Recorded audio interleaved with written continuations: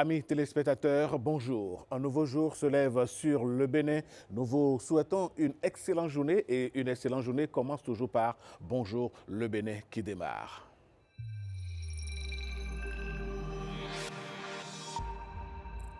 Le premier acte de cette émission, c'est l'information et c'est tout de suite avec Victorine Bondé.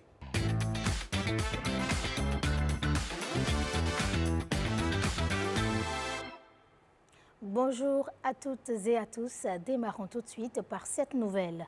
La cérémonie d'investiture du président élu Romuald Wadayi ne se tiendra pas cette année au stade Charles de Gaulle de Porte-Nouveau, contrairement à la tradition. En cause, les travaux de réhabilitation en cours sur le site. Et dans un souci de transparence et de clarification, l'exécutif a donc annoncé en Conseil des ministres que l'investiture du 24 mai 2026 aura lieu au Palais des Congrès de Cotonou. Un choix présenté comme une solution circonstancielle, sans volonté de rupture avec la tradition républicaine attachée à Porte-Nouveau, comme nous le rapportent Marcela Rossi et Marc-Léode Adamou-Soudé. Une décision dictée par des impératifs techniques et logistiques. À Porto-Novo, le stade Charles de Gaulle, cadre traditionnel des investitures présidentielles, fait actuellement l'objet d'importants travaux de réhabilitation engagés dans le cadre de sa modernisation. Depuis plusieurs mandats, cette enceinte symbolique accueillait pourtant l'un des rites les plus solennels de la République. Un espace où se croisent protocole d'État, ferveur populaire et affirmation démocratique. Le changement de lieu n'affecte en rien la tenue de l'événement. Cotonou, c'est le Bénin, Porto-Nouveau aussi, c'est le Bénin. Ça peut se passer même à Parakou, ça ne dérange pas. Cette année, la continuité institutionnelle devra s'adapter aux exigences du chantier. Le 24 mai prochain, c'est donc depuis Cotonou que se jouera cette séquence décisive de la vie démocratique nationale. En tant que Béninois, cela me réjouit. D'autant plus que c'est le même Bénin, c'est sur le territoire béninois que va se passer l'investiture du président élu. Le fait de déplacer ça de Porte-Nouveau pour Cotonou, ça doit gêner personne. C'est les humains qui avaient décidé à ce que l'investiture se passe à Porte-Nouveau. Si aujourd'hui nous décidons que cela soit fait au Palais des Congrès à Cotonou, je pense que ça ne dérange pas. Un changement de décor, mais la même exigence républicaine et la continuité d'un rituel démocratique profondément ancré dans l'histoire politique du Bénin, sans altération de la portée symbolique de l'événement.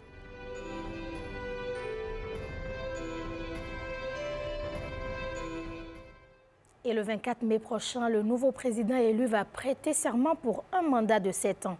À Cotonou, population et analystes politiques partagent une attente commune, voir se poursuivre les grandes réformes engagées ces dernières années, tout en apportant des réponses plus concrètes aux préoccupations du quotidien. C'est du moins ce qui ressort de ce reportage de Gabin Agbo, Jacob Tochoedo et Fallon Kisezouno. Routes modernisées, infrastructures rénovées, réformes administratives, le bilan des dernières années alimente aujourd'hui les discussions dans les rues de Cotonou. Et pour ce nouveau chapitre politique qui s'ouvre au Bénin avec le président élu Romuald Wadayi, les populations expriment une attente majeure, la continuité des actions de développement. Tel que Monsieur le Président Talon a travaillé, il faut qu'il aille dans le même sens avec lui. Et en tant que jeune, mon souhait c'est que la jeunesse trouve d'emploi, surtout le boulot, pour pouvoir satisfaire ses besoins. Monsieur Talon a dit tout faire, maintenant il faut qu'il continue et puis qu'il pense la population à la base, la population, les minimes, il faut qu'il pense à ça. Au président entrant maintenant d'emprunter ses pas et de continuer avec. Aujourd'hui on est fiers d'accueillir n'importe qui. Venant des pays étrangers, on est fiers d'être béninois, on est fiers de se présenter n'importe où et parler du pays.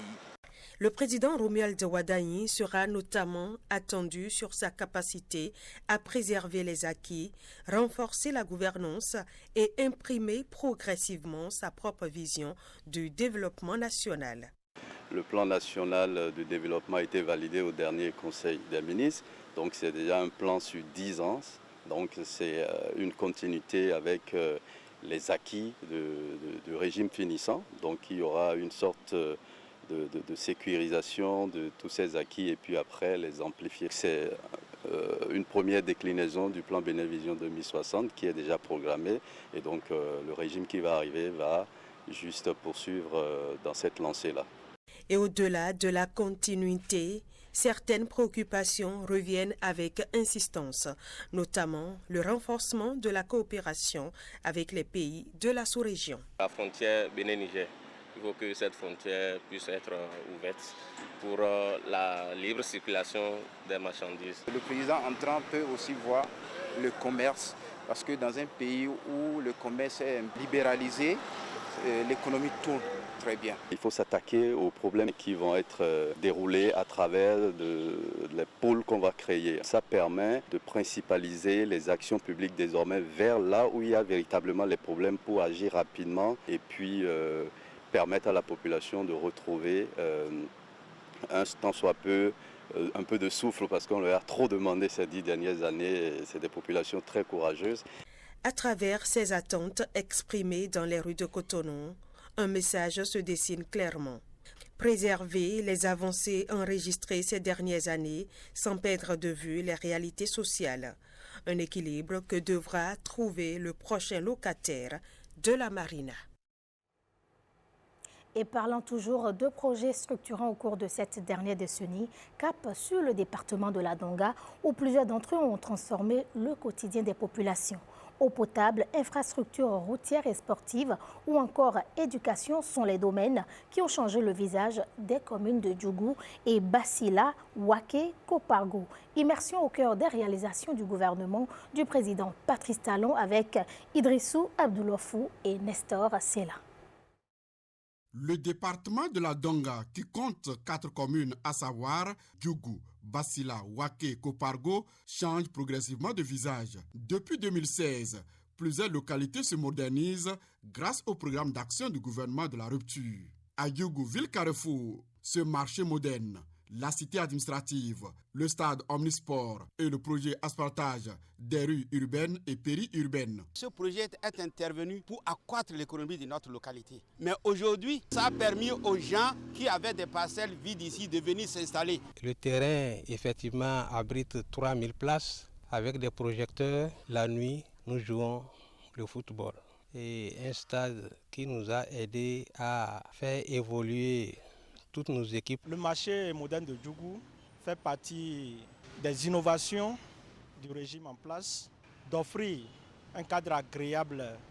L'hygiène est assurée par des sociétés prestataires, ainsi que la sécurité dans ces marchés modernes. Même dynamique dans le secteur de la décentralisation avec la modernisation des services déconcentrés de l'État. Cette cité, c'est un joyau et c'est en même temps une innovation dans l'approche administrative, d'autant plus que la cité va regrouper et la préfecture et un bon nombre de structures déconcentrées de l'État, à savoir les directions départementales. Nous attendons impatiemment les meubles pour pouvoir vite intégrer ces bâtiments et réaliser les activités, les travaux comme il se doit. À travers ces nouvelles infrastructures, les usagers auront satisfaction dans les meilleurs délais. Le rêve des populations de Waké devient aujourd'hui une réalité avec le démarrage des travaux de construction du marché international de Kassoua-Allah. Nous sommes très contents. Ça fait longtemps qu'on nous a promis ce marché. Maintenant, la construction a démarré. Désenclaver les communes et faciliter la mobilité des personnes et des biens, c'est l'un des objectifs poursuivis à travers la réhabilitation et l'aménagement des axes routiers dans plusieurs localités du département de la Donga. Grâce à ce bitumage déjà, nous arrivons à avoir accès facilement à aller vaquer à nos activités. Je peux circuler librement, aller à Alédio pour mon travail et revenir librement. Je me souviens, en temps, quand il n'y avait pas le goudron, je suis tombé sur la terre rouge là 2 fois. La voie là, c'est bon. Maintenant, si tu pars au champ, si la pluie tombe là, il n'y a pas la boue.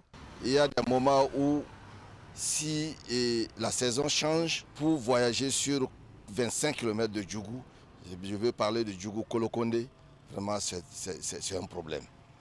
Aujourd'hui, ce n'est plus le cas. Tous les véhicules qui quittent, que ce soit Kandi, Malanville, ainsi de suite, tout le monde passe par ici. Grâce aux réformes et actions engagées par le président Patrice Talon, les 4 communes du département de la Donga sont désormais reliées par les infrastructures routières modernes. Dans le reste de l'actualité, hier, Lionel Gbegounondé, conseiller à la Haute Autorité de l'Audiovisuel et de la Communication, était l'invité du journal de 20h. Président de la Commission des techniques et des technologies de l'information et de la communication, il est intervenu sur le lancement du processus d'attribution de nouvelles fréquences par la HAC aux radios et d'autorisation de nouvelles télévisions au Bénin. Voici pour vous un extrait de ses propos. Les raisons qui motivent, on va dire d'abord en ce qui concerne la radiodiffusion sonore, il y a la nécessité de renforcer la présence de l'État dans les zones frontalières. Il y a ensuite qu'il y a certaines fréquences qui ont été retirées à certains promoteurs pour non-respect de la convention signée avec l'institution de régulation. Pour ce qui est de la télévision, il y a le retrait du multiplex, le premier multiplex de la télévision numérique terrestre, la TNT, de certains éditeurs de services de télévision privée. Et aussi maintenant, il y a des télévisions qui diffusaient par satellite en violation des tests en vigueur. Et donc la HAC a mis en demeure cette télévision de cesser toute diffusion. Donc cet appel à candidature vise à régulariser la situation de toute cette télévision. Et il faut dire que la HAC a mis en place une commission technique qui est chargée d'étudier ces dossiers-là. Et les critères d'évaluation sont clairs.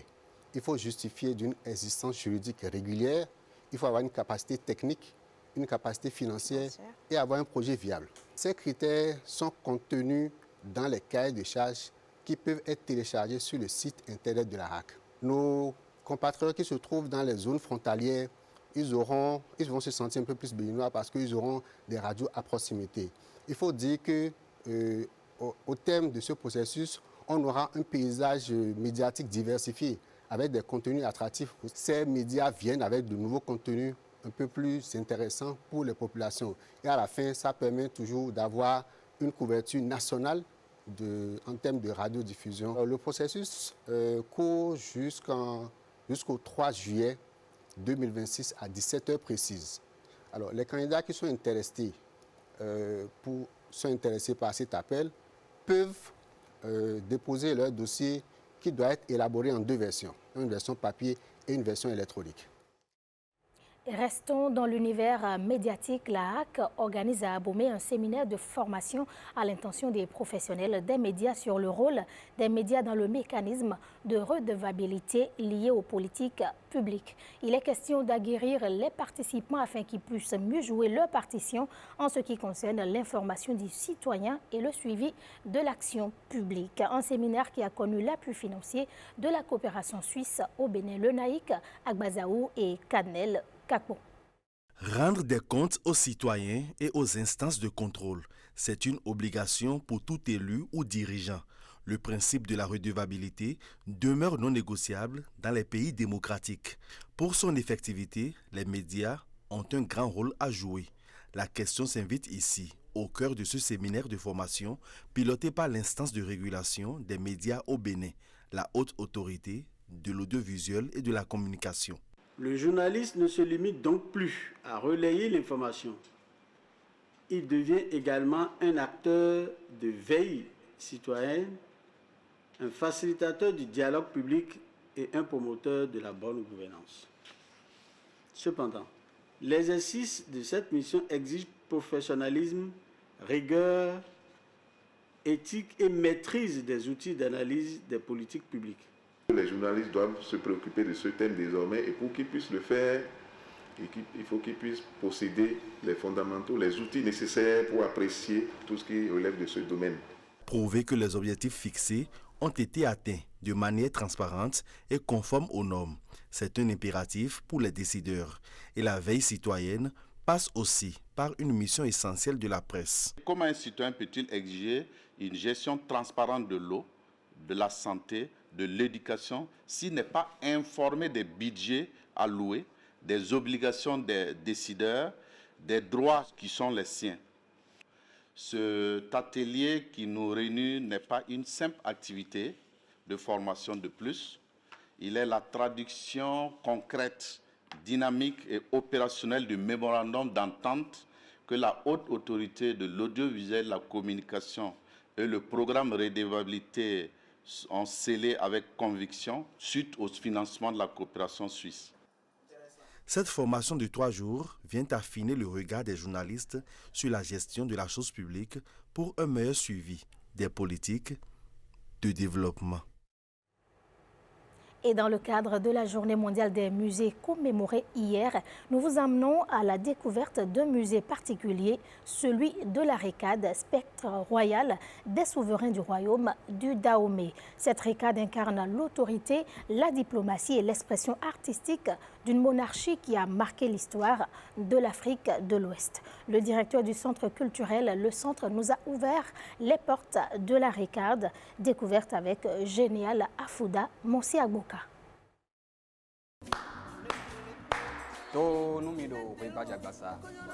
Le musée de la Récade est une composante de l'espace culturel Le Centre.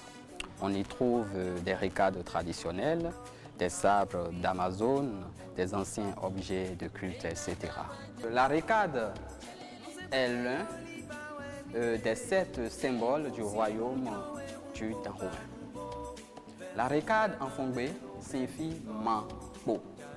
Ma qui veut dire colère, rage et po, bâton. Donc la Récade c'est un bâton de colère, un bâton de rage. Nous sommes avec 2 récades du roi Gaïnkhessou. Gaïnkhessou c'est le premier roi du royaume de Dahomey. Gaïnkhessou est issu de cette phrase-là, Gaïmisor Khayasoué. Le chef que nous avons pris est un oiseau mâle. Et quand vous regardez bien les récades, vous allez voir l'emblème de Gaïnkhessou, l'oiseau. Donc quand on voit incrusté dans une récade un oiseau, on sait que c'est une récade du roi Gaïnkhessou. Et c'est ainsi pour tous les autres rois, parce que chaque roi a son emblème. Nous avons 3 différentes récades qui sont ici. Nous sommes avec le roi Akaba. Et quand vous regardez bien les récades du roi Akaba, on voit une croix. Par exemple, une croix et une griffe d'aigle. La griffe d'aigle représente l'un des emblèmes du roi Akaba. Et la croix, c'est le syncrétisme religieux. C'est le premier roi du Dahomey qui a accepté la religion catholique. Il s'est converti au catholicisme. Ce qui fait que sur la majorité de ces récades-là, nous avons une croix. Regardez celle-ci, c'est la même chose. Il y a une croix qui est incrustée dans la récade. Et là, nous sommes avec des récades du roi Glélé. Glélé qui en réalité signifie Glélilé Mayonzé. Nul ne peut transporter la terre labourée. Et son emblème, c'est le lion, voilà, qui est souvent représenté. Et regardez ce bâton-là, en réalité, ce sont les quotas de son migan. Le migan, c'est le ministre de la Justice. Pour des gens qui commettent des impairs ou des fautes graves dans le royaume, ce sont des assommoirs. On casse les têtes avec. Dans le royaume du Dahomey, on ne dit pas on a tué quelqu'un par exemple, il est bouilli, c'est-à-dire on l'a fait disparaître. Donc c'est une manière de camoufler un peu les...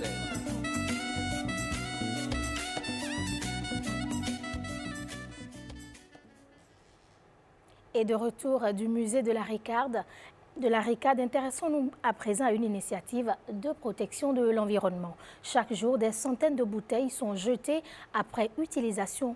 Pourtant, certains y voient une véritable ressource. C'est le cas d'un artisan béninois qui a choisi de transformer ses déchets en objets utiles avec une méthode aussi ingénieuse qu'écologique. Nous sommes allés à la découverte de cette initiative qui allie créativité, recyclage et protection de l'environnement avec Amandine Aniabossou et Ariane Da Silva. Savez-vous ce que deviennent vos bouteilles de vin, de whisky ou encore de jus après utilisation? Au Bénin, un homme a choisi de leur offrir une seconde vie. À Bomey-Calavi, Nouroudine, vitrier de formation, s'est lancé dans une activité aussi originale qu'utile pour l'environnement. Son idée est simple, récupérer les bouteilles usagées pour les transformer en objets du quotidien. On a eu l'intention de créer quelque chose de luxueux avec ce que tout le monde voit comme déchets. L'idée a émergé de l'envie de pouvoir faire quelque chose de bon avec la nature. Après la phase de récupération, les bouteilles sont soigneusement nettoyées. C'est-à-dire racler les papiers qui sont sur les bouteilles. Après ça, découper. Elles subissent ensuite un choc thermique, une étape essentielle du processus de transformation.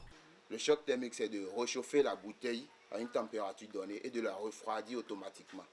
Vu que normalement ça devait se casser, ça va se casser à l'endroit où nous on a décidé que ça se casse. D'où la coupure de bouteilles que tout le monde dit là. On a le début d'un verre 66 centilitres. Là maintenant il faut encore 3 étapes. Il faut tout d'abord limer le bout, parce que le bout est toujours tranchant là. Après avoir limé, il faut poncer et puis il faut nettoyer à la fin. Mais après toutes ces étapes, que deviennent les tessons de bouteilles? Le tas que vous voyez là, actuellement on a une commande de poudre de verre. C'est le fait de broyer les tessons que vous voyez là pour que ça devienne une fine poudre. La fine poudre, il y a d'autres qui utilisent ça dans le BTP pour renforcer plus le béton. Il y a d'autres qui utilisent ça pour remblayer les maisons. À travers cette initiative, Nouroudine prouve qu'un déchet peut devenir une opportunité et que protéger l'environnement commence par un geste simple. C'est la fin de ce bulletin d'information. Merci de votre aimable attention. Ne décrochez surtout pas car Bonjour le Bénin se poursuit et moi je vous dis à demain, même heure, toujours avec le même plaisir. Plaisir sera donc partagé. Bonne journée à vous, ma chère Victorine Bondé.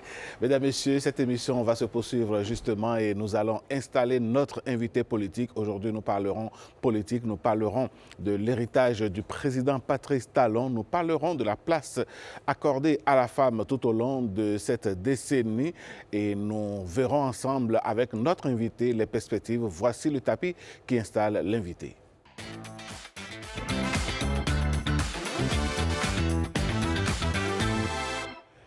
Instant politique, nous irons à l'Assemblée nationale, pas pour se rendre forcément à Porto-Novo, mais pour accueillir justement une parlementaire. Celle-là donc avec qui nous allons nous entretenir ce matin est la nom Alimatou Badarou. Bonjour madame. Bonjour monsieur journaliste. Comment allez-vous? Je vais bien et vous? Ça va bien. Merci d'avoir répondu à notre invitation. C'est un devoir. Alors, dites-nous, pendant ces 10 dernières années en République du Bénin, le pays a été marqué par des réformes dites de la rupture. À votre avis, quel est l'acte majeur posé par le président Patrice Talon qui fait de la femme béninoise, qui l'a fait passer de l'étape de mobilisatrice électorale à actrice de prise de décision? Je crois qu'il faut d'abord saluer cette volonté politique. Parce que l'acte majeur pour moi, c'est la volonté politique de transformer les paroles en actions. Et avec le président Patrice Talon, ces 10 dernières années, nous avons redoré le blason de la femme béninoise. Et vous l'avez dit, c'est au-delà de rester dans le gradin pour applaudir. Aujourd'hui, avec le président Patrice Talon, on a ouvert la porte à la femme afin qu'elle vienne à la place de décision. Et nous allons constater évidemment que la première vice-présidence va connaître Mme Maria Matalata, qui est une femme. C'est la première fois que la femme atteint ce niveau de responsabilité au Bénin. Donc, au-delà de cela, vous avez vu qu'on a renforcé le code électoral. Et désormais, nous avons un siège qui est réservé à la femme dans chaque circonscription électorale. Donc, nous allons voir le paysage féminin connaître une amélioration importante au Parlement. Et au-delà de cela, nous avons vu des actes forts qui consistent à renforcer l'Institut national de la femme. Cet institut peut s'auto-saisir en cas de violence basée sur le genre. Et au-delà de cela, cet institut a aussi désormais des fonds pour réhabiliter les femmes qui ont été victimes de VBG. Et toutes ces réformes des lois en faveur de la protection de la fille et de la femme Je ne peux pas les citer ici parce qu'on n'a pas assez de temps, mais c'est des réformes considérables qui ont marqué l'esprit de toutes les femmes du Bénin. Et c'est une première. Et donc, je crois qu'on ne peut que saluer cela et espérer que ça se perpétue pour le bien-être des femmes béninoises. Alors, Alimatou Badarou, dites-nous, on parle de boom de la représentativité des femmes dans les instances politiques, d'accord, mais au-delà de ces chiffres, qu'est-ce qui a fondamentalement changé pour la femme béninoise au cours de ces 10 dernières années? Alors, au-delà effectivement des réformes sur le plan politique, nous avons aussi de grandes réformes sur le plan économique. Vous avez vu qu'on a innové, on a fait 35 marchés à la fois pour les femmes, pour améliorer leurs conditions de vie au quotidien. On a mis en place le microcrédit à la FIA, nouvelle formule. Et au-delà de cela, il y a des transferts monétaires qu'on fait aux familles vulnérables. Et vous allez voir que les filles sont plus maintenues à l'école et on a lutté contre la déscolarisation. L'objectif, effectivement, de maintenir les filles dans le processus scolaire. Beaucoup de projets au niveau du ministère des Affaires sociales pour permettre aux filles, même si elles ont eu des chocs sur le parcours, même si une fille tombe enceinte, qu'elle a envie de reprendre l'école, l'État est là, les assistants sociaux sont là pour lui permettre de se reprendre, de revenir dans le système économique. Donc, c'est beaucoup d'actes majeurs. Et si on va se mettre à les citer, le temps ne suffira pas. Mais une chose est sûre, nous avons vu des transformations énormes qui ont changé le quotidien de la femme béninoise. Aujourd'hui, la honte a changé de camp et les femmes peuvent sortir dignement. Elles peuvent prendre la parole en public, elles n'ont plus peur parce que le système, le cadre juridique est là pour les protéger. Donc, je crois que c'est beaucoup d'actes qu'on a remarqué que les femmes, peu importe la catégorie, qu'on soit de l'élite, qu'on soit la femme rurale, on a renforcé le foncier. Aujourd'hui, les femmes aussi ont accès à la terre. C'était des choses qui ne se faisaient pas dans certaines contrées. Et l'Institut national de la femme travaille aussi à rencontrer les chefferies traditionnelles pour que tout ce qu'on fait comme pression sur le plan coutumier aux femmes, le lévira, il y a plein de choses qui se faisaient avant qui déshonorent un peu l'image de la femme. Donc, on travaille vraiment à montrer que notre article 26 de la Constitution a raison d'être parce que nous sommes tous égaux devant la loi. Il est question de ne plus stigmatiser les femmes, de ne plus mettre des stéréotypes en place. Les femmes ont toutes les mêmes compétences que les hommes et à compétences égales, on doit pouvoir accéder aux mêmes postes de décision, avoir la chance aussi de participer à ce qui se passe dans son pays et prendre ses responsabilités. Dans quelques jours, dans moins de 7 jours, le président Patrice Talon va donc passer la charge à un nouvel élu. À votre avis, de votre position, quel est l'héritage que le président Patrice Talon laisse derrière lui? Alors, le président Patrice Talon laisse un grand héritage. Et je vous assure, cet héritage, nous les femmes, nous en sommes conscientes. Et nous entendons travailler et à amplifier cet héritage pour les générations futures. Je vous ai cité quelques réformes majeures qui nous impressionnent. Oui. Et c'est pour ça d'ailleurs que nous, les femmes, nous mobilisons très vite. Et on a dit que le président Patrice Talon ne va pas partir sans qu'on lui dise notre reconnaissance. Parce qu'il aurait marqué un tournant historique dans l'histoire du Bénin en ce qui concerne le développement de la femme béninoise. Et donc, nous entendons bien lui faire remarquer cela dans les prochains jours. Nous, les femmes du Bénin, je veux dire les Agodiers, ont décidé de dire merci au président Patrice Talon parce que c'est la première fois que nous, on vit ces réformes-là, que la femme a atteint ce niveau de responsabilité avec lui. Et donc, nous allons nous mettre ensemble et ce serait une mobilisation de reconnaissance et pour dire aux générations prochaines que nous avons vu quelque chose d'important et nous voulons quand même que cet héritage reste. Mais pour que ça reste, c'est comme si quand vous faites un bien, vous devez dire merci. Dis merci à celui qui a votre bienfaiteur, ça lui dit de vous refaire encore quelque chose d'autre, puisque tout n'est pas encore fait et qu'il reste à faire. Donc, nous prenons l'engagement de sauvegarder ce qui est fait, l'engagement de conserver, mais en même temps, nous demandons à ce qu'on continue de penser à nous et qu'on ne nous oublie pas parce qu'on n'a pas encore atteint nos objectifs. En quoi et comment se traduira cette mobilisation de remerciements que vous envisagez? Alors, nous entendons nous mobiliser à travers une marche. Comme je vous l'ai dit, c'est une marche de visibilité, d'unité et de reconnaissance pour dire merci au président Patrice Talon que ces 10 ans ne sont pas passés inaperçus sur tous les plans. Ce n'est pas que en faveur des femmes. On a beaucoup d'infrastructures, beaucoup de choses qui sont faites pour développer le Bénin et pour révéler le Bénin sur le plan international, que ce soit sur dans le secteur agricole, le commerce, le tourisme. C'est beaucoup d'innovations qui changent la vie de la femme, des enfants. Et vous voyez, une femme dont la vie change, c'est une famille qui avance, c'est une communauté qui avance et c'est un État qui se renforce. C'est ça que le président Patrice Talon a fait pendant ces 10 années et nous sommes conscients de cela. Et puisque nous avons décidé de la continuité et puisque nous savons qu'il reste à faire, il était question pour nous de sortir de lui, dire merci, que nous avons vu ce qu'il a fait et que nous entendons dire au prochain président que nous voulons rester sur cette ligne et que s'il travaille à continuer à renforcer la vie de la femme, nous lui serons aussi reconnaissants. Alors, vous misez beaucoup plus sur le mentorat et le leadership au niveau des femmes, mais au-delà de ce leadership, que serait la femme béninoise aujourd'hui s'il n'y a pas eu ce coup de pouce des hommes à travers ce que nous appelons la discrimination positive? Ça, c'est vrai, c'est une belle réalité. C'est vrai que c'est un terrain paradoxal parce qu'en même temps que nous disons que nous avons besoin des hommes pour faire notre promotion et que c'est eux qui sont à la table de décision, c'est en même temps, en voulant prendre notre place, nous dérangeons un peu les hommes puisqu'ils vont manquer de place. Et donc, on est dans un duel très compliqué, pas facile, mais ce que nous faisons, c'est de rappeler aux femmes que leur responsabilité, c'est de se former, de travailler à prendre la place qui leur revient.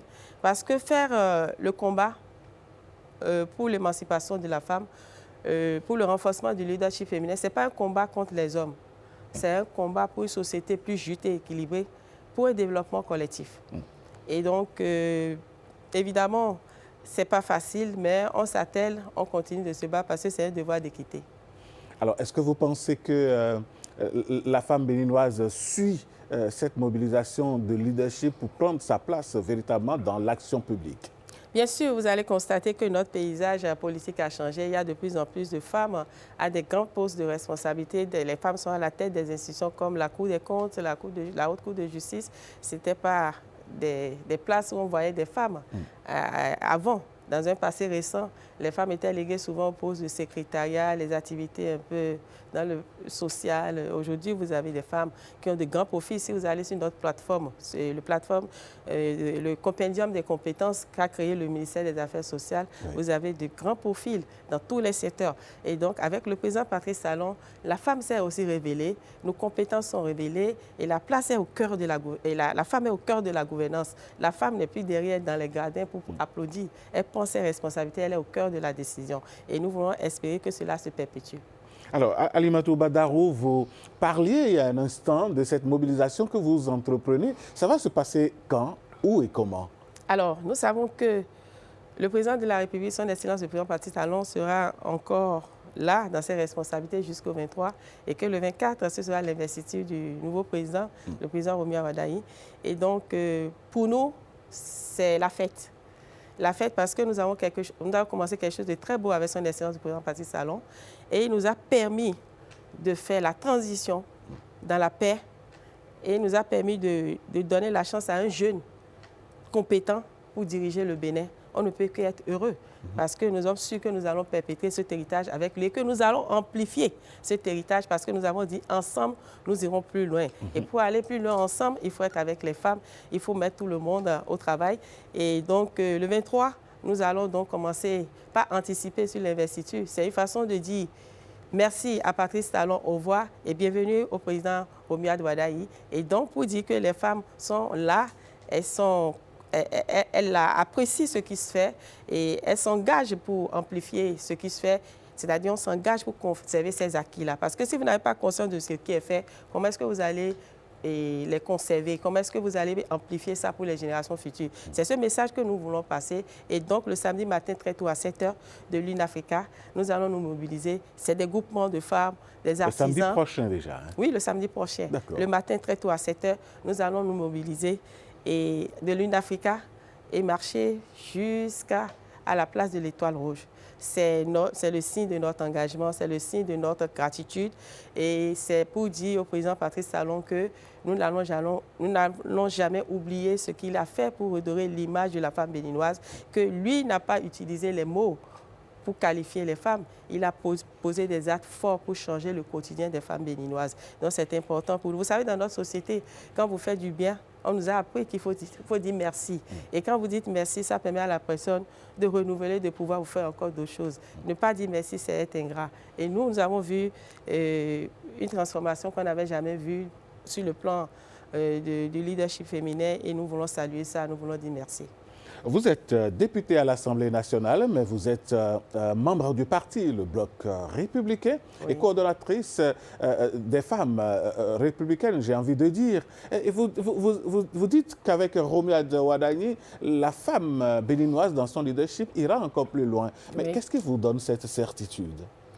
La certitude qu'ensemble avec le président Wadagni et le président Patrice Talon, nous avons fait des réformes majeures que nous venons de citer ici.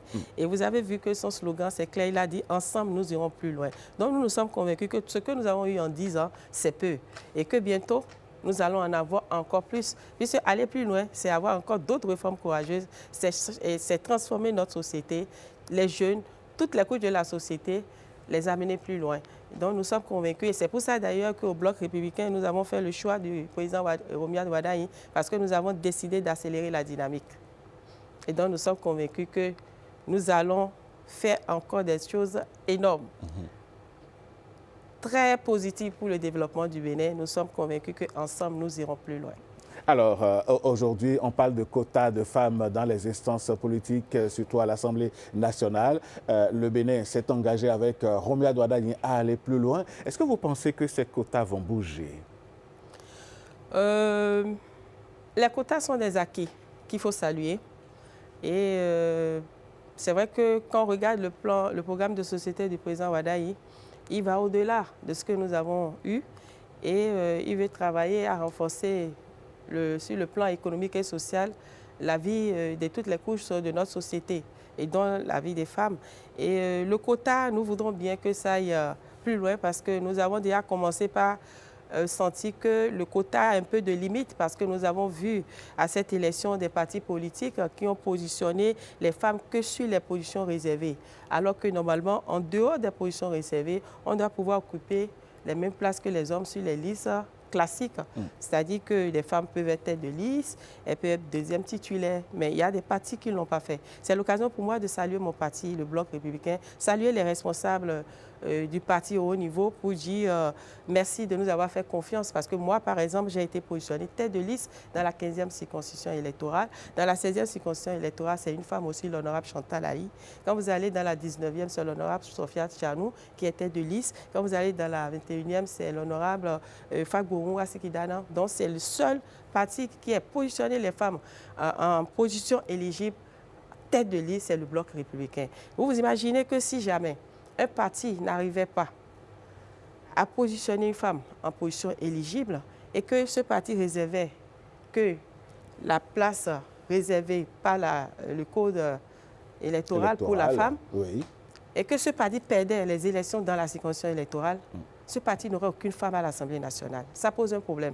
Et donc, je profite de ce plateau pour dire que le quota a des limites et que désormais, je pense qu'avec le président Romuald Wadagni, nous faisons déjà un plaidoyer pour dire qu'il faut qu'on trouve une astuce ou un mécanisme, pour encourager les partis à faire des listes zébrées tout au moins, même s'ils ne veulent pas mettre des femmes en position tête de liste, mais au moins si on met un homme tête de liste, que sa suppléante soit une femme, ou bien si c'est une femme qui est tête de liste, que son suppléant soit un homme, ou bien si c'est un homme qui est titulaire, le deuxième titulaire c'est une femme, ou bien si c'est une femme qui est titulaire, ainsi ça va être des listes zébrées.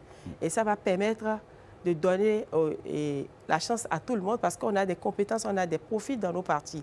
Mais à chaque fois qu'il y a la décision, puisque nous ne sommes pas à la table des décisions, puisque nous ne sommes pas les chefs de parti, et donc c'est les hommes qui sont toujours là, et ils se battent pour leur position d'abord, et donc après ils regardent ce qui reste, puisque la loi les oblige, donc mettons-les sur les sièges réservés. Mais ces partis qui ont fait ça parce qu'ils se disent qu'ils vont gagner les élections. Mais ce n'est pas toutes les fois qu'ils vont gagner les élections. Le jour où ils ne gagnent pas les élections, ça veut dire qu'il n'y aura pas de femmes à l'Assemblée. Donc il faut vraiment qu'on mette en place des mécanismes pour encourager les partis qui ont des listes équilibrées, des listes qui ressemblent vraiment à notre pays. Les femmes sont plus de la moitié de la population. Normalement, tout ce qu'on veut faire, on doit travailler à nous assurer qu'il y a toujours une femme. Et ce n'est pas des profils qui manquent. Si les gens cherchent des profils, ils n'ont qu'à aller regarder sur le compendium des compétences. Ils verront que nous avons des milliers de femmes qui ont des compétences et qu'il faut les encourager et leur donner la place qu'elle a leur. Au-delà de ça, est-ce que ce n'est pas non plus le moment pour les femmes de militer davantage, de s'affirmer, de s'afficher convenablement et dans l'action publique pour mériter leur place? Vous avez raison, c'est l'occasion pour moi d'encourager les jeunes filles et les femmes et leur dire que le climat est favorable, les mécanismes sont là, tout est fait pour les encourager à prendre leur place, de se battre pour venir prendre sa place, parce qu'une femme qui s'engage en politique, c'est une femme qui travaille à pousser son pays vers le développement. Ce n'est pas une femme qui vient arracher la place d'un homme, c'est une femme qui vient contribuer au développement du pays. Et je crois que ce n'est qu'ensemble qu'on peut être fort, c'est ensemble qu'on peut développer notre Bénin. Et si nous sommes ensemble, nous irons plus loin. Et c'est le Bénin qui gagnera. Merci beaucoup. On retiendra que le samedi prochain, vous organisez une marche pour remercier le président Patrice Talon pour toutes ses actions en faveur de la femme. Et puis, vous plaidez pour que les femmes s'engagent davantage dans l'action publique. Tout à fait. Pour vous, l'héritage du président Patrice Talon ne fait que commencer et ne fera que grandir. Inch'Allah, nous y croyons. Alimatou Badarou, votre mot de la fin. Je voudrais une fois encore remercier son Excellence le président Patrice Talon pour tout ce qu'il a fait de magnifique pour développer d'abord notre pays et changer l'image de la femme béninoise et saluer l'arrivée de son Excellence le président Romuald Wadayi et lui dire que nous, les femmes, nous sommes aussi engagées et mobilisées derrière lui et espérons que vraiment, ensemble, nous irons plus loin et que nous sommes déjà disponibles et engagés pour travailler à ce qu'on arrive à mettre en place tout ce qu'on a annoncé dans le plan de société.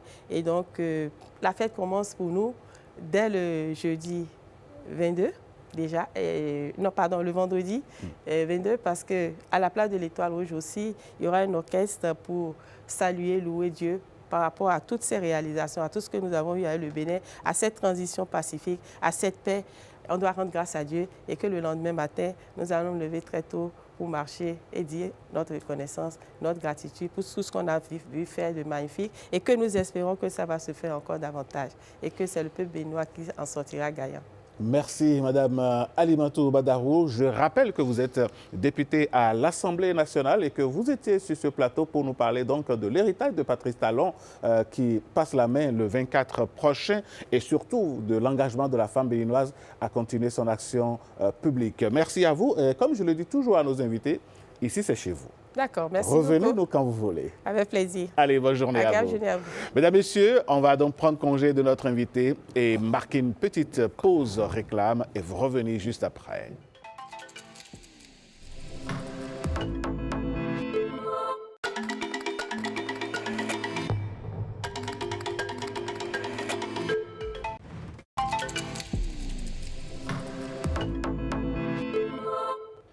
Retour en plateau pour accueillir Patrick Djossou. On lui dresse le tapis.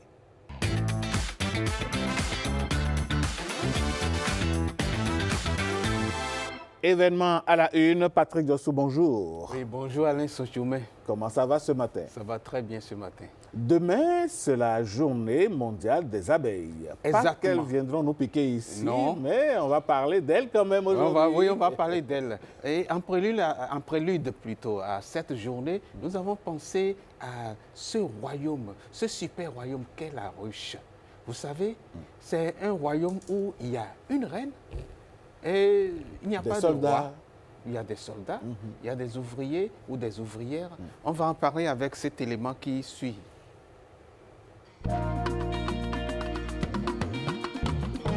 La ruche, c'est un empire sans empereur, un royaume sans un roi, mais avec une reine et deux sortes de sujets. La reine, elle ne commande pas, elle pond 2000 œufs par jour. C'est l'usine à l'état pur. Son seul pouvoir, c'est la phéromone. Si elle meurt, la ruche le sait en 30 minutes et panique. 2. Les ouvrières. 40 000 fonctionnaires bénévoles, des nourrices, des bâtisseuses, des ventileuses, des gardes, des butineuses, qui changent de métier selon l'âge et selon le besoin. 0 CV à présenter, 100% adaptabilité. 3. Les faux bourdons, les inutiles choyés. Ils servent juste à féconder. C'est un super organisme. La ruche se comporte comme un seul être vivant. La température reste à 35 degrés Celsius au degré près, en période de pluie comme en période de sécheresse. Si ça chauffe, des milliers d'abeilles battent des ailes pour faire de la clim. Si ça refroidit, des milliers d'abeilles forment une grappe chauffante. Aucune abeille ne décide ça. La décision émerge du groupe. C'est un super royaume. La ruche tourne depuis des millions d'années, sans manager, sans loi écrite, sans argent. Juste des règles simples, de la communication par danse et phéromones, et une obsession, la survie du collectif. Les humains bâtissent des empires qui se fondent en 300 ans. Les abeilles, elles, tiennent leur empire bâti depuis plus de 300 000 ans.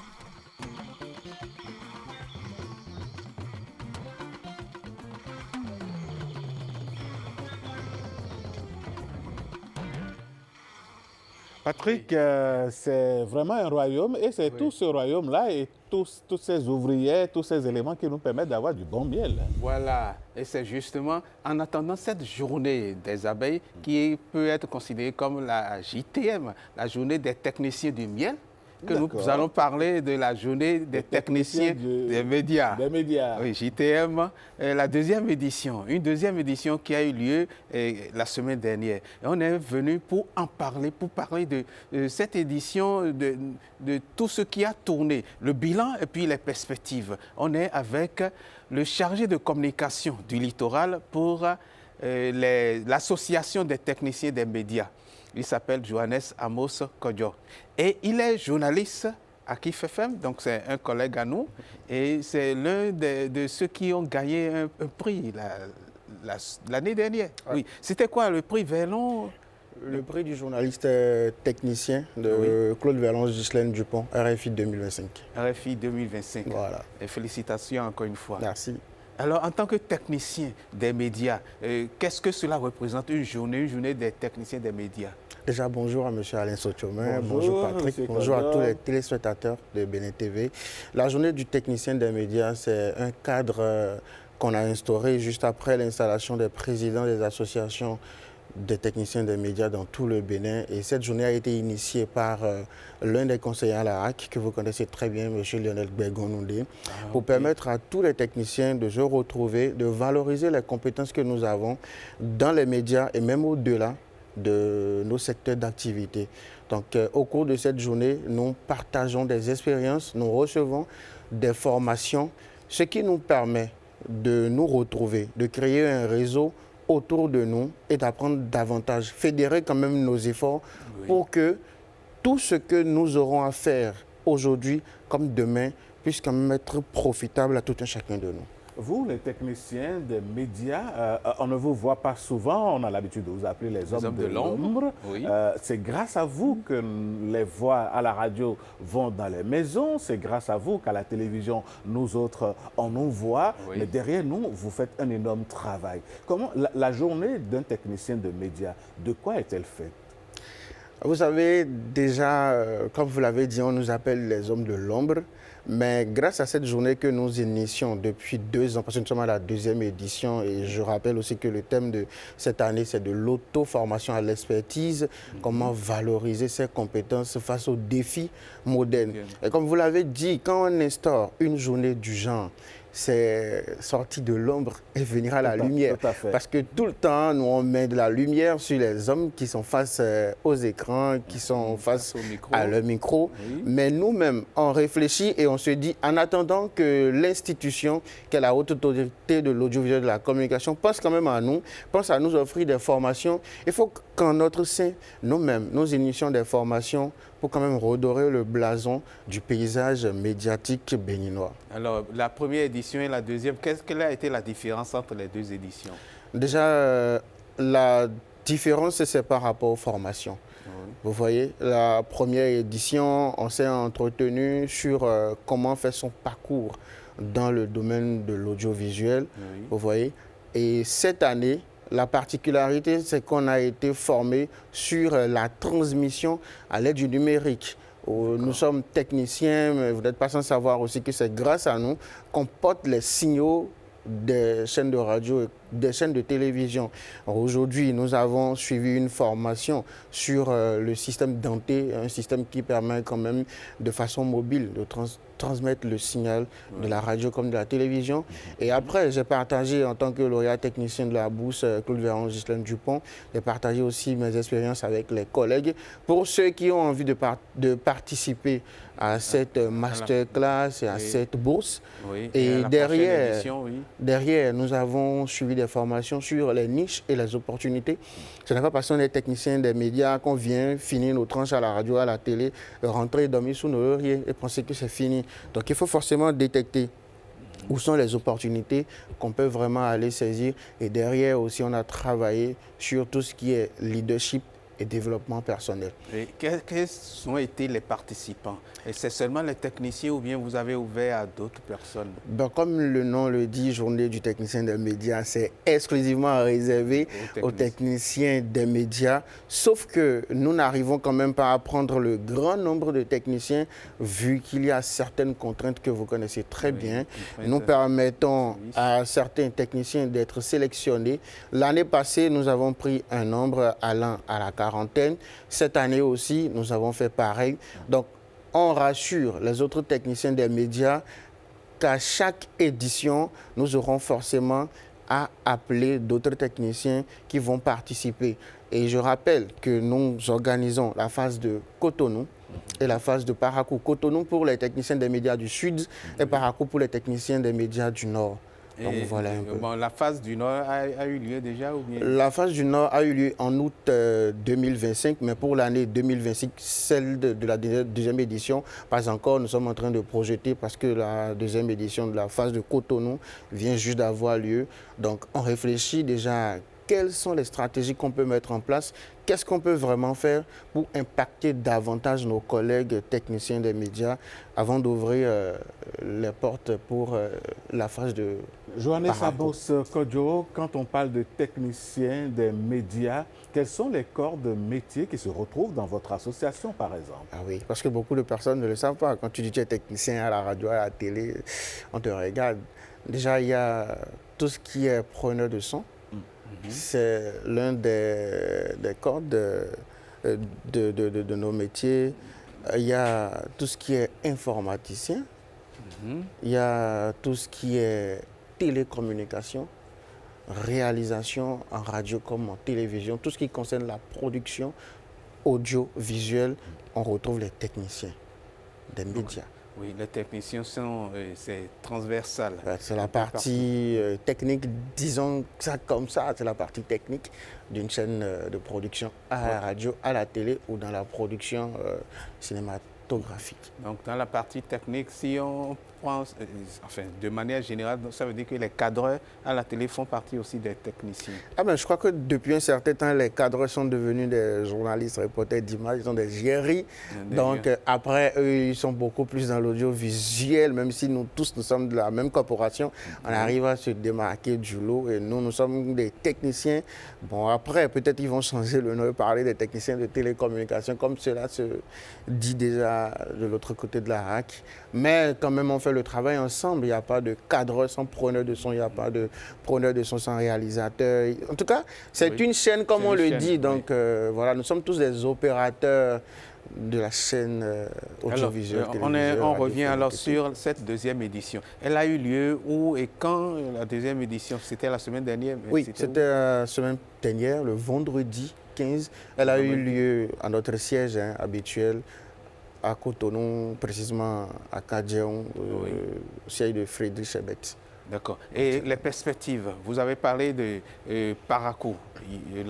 Parakou, la date n'est pas encore connue. Non, pas pour le moment. Pas pour le moment. Ouais. Et il y a d'autres perspectives. Est-ce qu'il y a d'autres programmes prévus pour la JMT, la JTM, Journée technicienne des médias. Oui, il y a beaucoup de perspectives. Nous continuons dans la formation parce que c'est notre credo.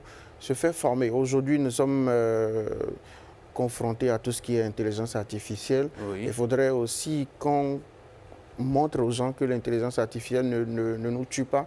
Oui. Ça nous aide carrément à évoluer dans le travail. Donc, il y aura des formations sur des formations. Et nous instaurons aussi au sein de cette journée une formation allant dans le domaine de l'entrepreneuriat. D'accord. L'année passée, on a parlé de tout ce qui est élevage d'escargots. Parce que, comme je vous le dis, on finit par la radio, à la télévision, on rentre dormir, mais il faut quand même voir quelle activité secondaire à ce qu'on fait. Donc, l'année passée, on a parlé d'escargots, comment faire l'élevage. Il y a eu quelques collègues aussi qui se sont prêtés à cet exercice en faisant l'élevage et même en vendant. Ils ont partagé les expériences avec nous. Donc, tout ce qui concerne l'entrepreneuriat, nous sommes dedans. Tout ce qui concerne la formation quotidienne des techniciens des médias, nous sommes dedans. Et après, c'est créer vraiment le réseau pour que le technicien qui est à Cotonou connaisse son collègue technicien qui est peut-être à Parakou, à Dassa. C'est très important puisqu'on peut travailler dans la même boîte et ne pas se connaître. Voilà. C'est ça. Alors, M. Kodjo, dites-nous, comment voyez-vous votre association dans 5 ans, dans 10 ans? Je crois que tout est dans les mains de nos autorités. Vous n'êtes pas sans le savoir aussi que déjà d'ici le 24, il y aura l'installation du nouveau président. Et les techniciens sont à pied d'œuvre, tous les codes de métier sont à pied d'œuvre de l'autre côté du palais des congrès. Voilà. Donc, derrière, ce que nous souhaitons, honnêtement et de façon sincère, c'est que dans les instances où on décide de certaines formations pour les journalistes, qu'on fasse appel aussi à nous qui sommes techniciens. Tellement on nous appelle les hommes de l'ombre, on nous oublie. Mais vous n'êtes pas sans savoir que dans nos rangs, nous ne sommes pas forcément des tarés, nous ne sommes pas forcément des pousseurs de pousseurs. Au contraire, vous voyez, nous, on ne peut pas faire cette émission ce matin, par exemple, s'il n'y a pas de réalisateur, s'il n'y a pas preneur de son, si tous les compartiments ne sont pas pourvus. Voilà. Donc, d'ici 3 ans, 5 ans, 10 ans, qu'on soit vraiment fédéré à tout ce qui est formation. Bon, je vais cracher un morceau pour avoir quand même fait le groupe France Média Monde lors du premier trimestre de cette année 2026. Les journalistes et les techniciens suivent la même formation. Mais ici, sous nos cieux, c'est un peu difficile. On se dit non, ils sont des techniciens qui s'occupent de leur enregistreur, de leur micro. On arrive à nous diviser parce que peut-être les autres sont un peu intellectuels que nous. C'est ça aussi qu'on veut éviter et qu'on nous appelle en tant que technicien à la même table que les journalistes. Ce n'est pas qu'on va s'arroger de leurs droits, mais c'est qu'on arrive quand même à discuter avec les journalistes. Et c'est ce que moi je demande au nouveau président Romuald Wadaye qui arrive, ensemble avec les autorités de la RAC qui nous suivent aussi d'ailleurs, M. Edouard Lekwa, qui je passe aussi un bonjour, qu'ils arrivent à instaurer des formations pour les journalistes et pour les techniciens. Là où il y aura 2 journalistes, même si on appelle un seul technicien, c'est déjà largement suffisant. D'accord. Je suis sûr que ce message est entendu par les plus hautes autorités. Merci, Johannes Amos Kodjo. Merci. Je rappelle que vous êtes un collègue de KIF FM. Justement. Et est-ce Atlantique FM? Ah oui. Oui. Et vous venez de Ado? Voilà, justement. Je viens de la fusion du CMA-JB et de l'SORTB. Donc voilà. Ok. Allez, désormais, c'est une maison commune. La SRTB, quand même, on est ensemble. Oui. Voilà. Merci beaucoup. Merci pour le passage. Merci à tous les techniciens. Je dis un grand merci à tous ceux qui nous aident pour cette émission ce matin. Et merci que la journée soit une journée spéciale pour vous. Vous allez fêter aujourd'hui tout en travaillant.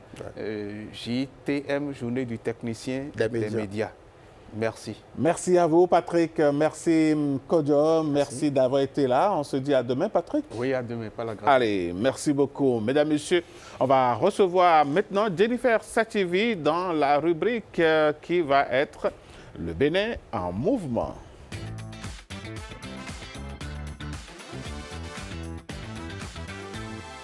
Le Bénin en mouvement, nous parlons aujourd'hui de la vision Bénin 2060. Est-ce une responsabilité collective? Comment est-ce que, en tant que citoyen, l'on pourrait participer à atteindre ces objectifs? On en parle, n'est-ce pas, Jennifer? Bonjour. Bonjour Alain, un plaisir de vous retrouver aujourd'hui également. Et l'introduction, elle est très bien faite parce que justement, c'est une vision, je dirais, qui nous concerne, qui vous concerne et qui me concerne également. Je pense que chaque citoyen, chaque frange de la population à son niveau devrait initier quelque chose. Et c'est de ça qu'on va parler avec notre invité qui certainement va monter dans quelques petites minutes. Déjà, je le dis, comme Alain le disait, le Bénin de demain se construit dès aujourd'hui. À travers la vision Bénin 2060, le pays trace les contours d'un avenir fondé sur le développement, la responsabilité citoyenne et l'engagement collectif. Et dans cette dynamique, mesdames, messieurs, le scoutisme, puisque Alain, c'est de ça qu'il s'agit, le scoutisme béninois entend jouer pleinement sa partition et des initiatives se multiplient dans ce sens. Pour en parler, nous recevons Epiphane Odunlami. Bonjour et bienvenue. Alors, vous êtes commissaire national chargé du programme des jeunes du scoutisme béninois. Alors, déjà, la vision Bénin 2060, qu'est-ce que cela représente pour vous? Merci, bonjour à tous, bonjour à tous les téléspectateurs, bonjour à tous les scouts du Bénin. La vision 2060 du gouvernement, que le gouvernement béninois a adopté à travers l'Assemblée nationale, un grand projet stratégique qui définit ce que le Bénin va devenir d'ici 2060 et à l'orée du centenaire de son indépendance.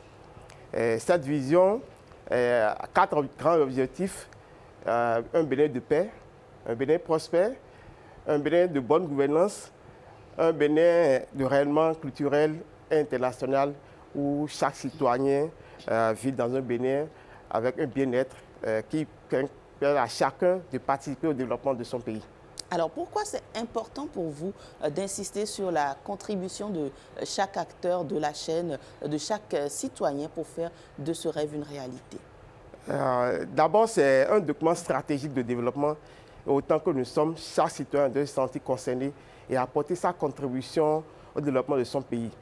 Le scoutisme, d'abord, à travers sa vision qui entend créer un monde meilleur où chaque citoyen ou chaque jeune est appelé à jouer un rôle actif dans la société, se sent interpellé par cette vision. Et se dit, il faudrait que nous puissions quand même jouer un rôle stratégique. Il faudrait que la jeunesse d'aujourd'hui, qui va évaluer d'ici 2060, puisse aussi on doit mettre en œuvre cette politique. C'est d'abord compter sur la jeunesse d'aujourd'hui.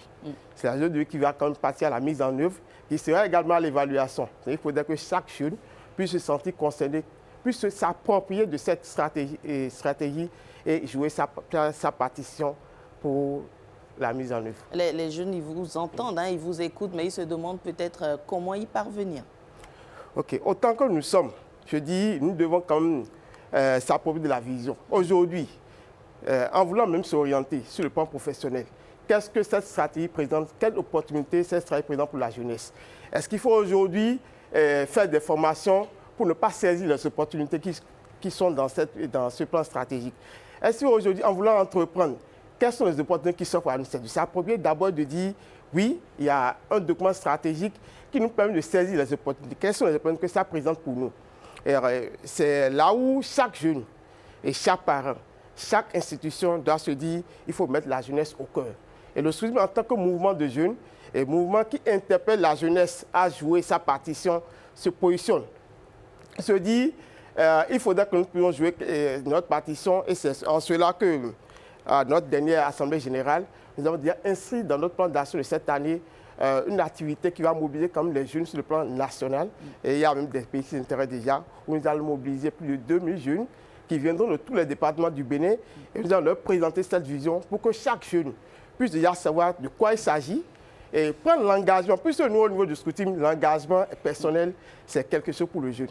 Quand le jeune prend l'engagement pour dire, voilà, je m'engage pour ma communauté, je m'engage pour mon pays, c'est qu'il prend des engagements devant ses pairs, devant ses camarades, et sans qu'il ait surveillé.